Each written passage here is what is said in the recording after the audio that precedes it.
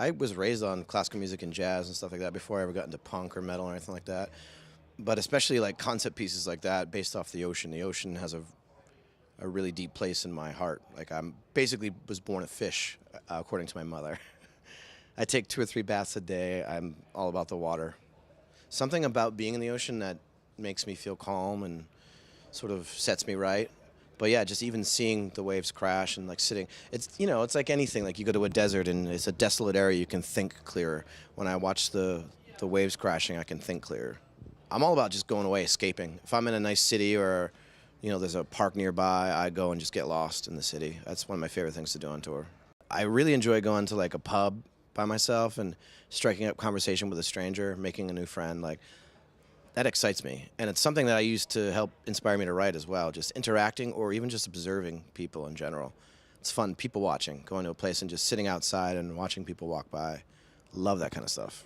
It's kind of general, but one song in particular off our new record was inspired by a woman who is a domestic violence survivor, someone who was beaten and, you know, abused and had the strength to leave and start her life over again. So I wrote the song Quiet Distress for her, which is basically about coming out of a really dark place. I mean, how can you not be affected by a story like that, you know? And that happens all the time. It's a very common thing, but, you know, we don't talk about it in society enough. So for me, it's important to bring that type of stuff up to make it part of the discussion that we need to keep talking about. You know, whether it's mental illness, drug abuse, all that stuff, we should have a conversation about it. And as an artist, I feel a responsibility to put that kind of stuff in my lyrics. Make music that matters. It's not just noise, you know, there's a message there. I'm actually very vocal on social media about my mental illness. I deal with depression and anxiety. I think a lot of artists do, you know, it's that left side of the brain, creative people have a lot of, usually have a lot of issues. And I'm proud to speak up about it because I know it helps people. And you know, that whole stigma of like macho, you know, no, I mean, I think that the macho-ness comes from talking about it, having the balls to talk about it and to get through it. So yeah, it's something I struggle with on a daily basis, and I think it's important, once again, just to talk about it. So if you go on my social media, my Instagram, my Twitter, I talk about it a lot. Riding my bicycle up through the Hudson Valley in New York, the foothills of the Catskill Mountains, it's incredible. I'll do 15 to 20 miles a day when I'm home, and it's good for your brain, and it's just good for your soul.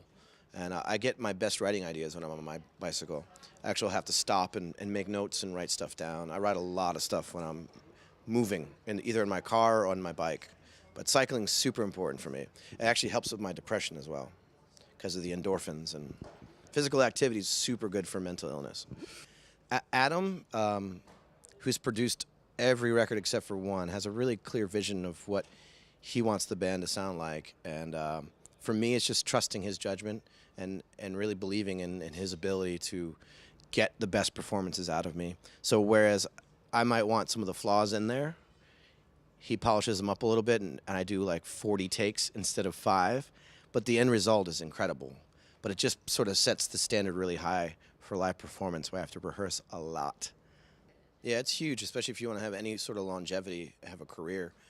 Especially with metal music, you know, screaming and yelling. If you do that wrong slightly, you can do some serious damage to your voice and your career's over. And I've had a throat cancer scare. I've had ruptured vocal folds. I've been through the ringer, and learning how to do it properly, how to take care of your voice, even just speaking properly when you're doing interviews, all that stuff comes into play, and professionalizing yourself is super important. And it also just makes you a better performer. Why would you not want to be a better performer?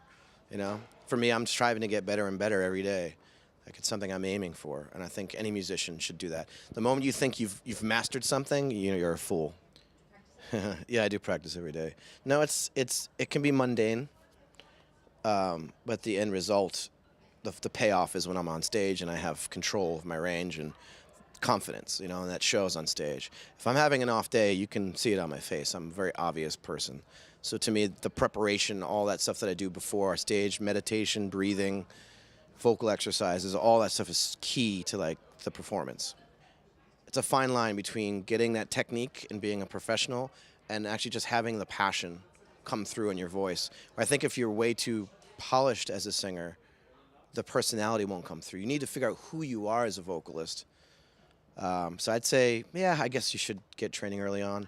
but be careful not to mimic somebody or stay too true to your technique because you'll lose personality as well. It's a fine line, I think. China was wild. I'd never been, I never thought I was going to go, especially for music. And that first show we played there, it was astounding to me to hear these kids singing my lyrics back at me at the top of their lungs, knowing like a crazy language barrier, the fact we'd never played there before. It just goes to show you how music can cross cultural boundaries and, you know, overcome the language barrier. And it made me realize how powerful music is, you know, and how blessed and thankful I was to be there at that moment playing in front of people in China and South Africa, Russia, places that I just never thought I'd ever go. So it's amazing. It's humbling. Happens a lot to me. I'm a pretty sappy dude.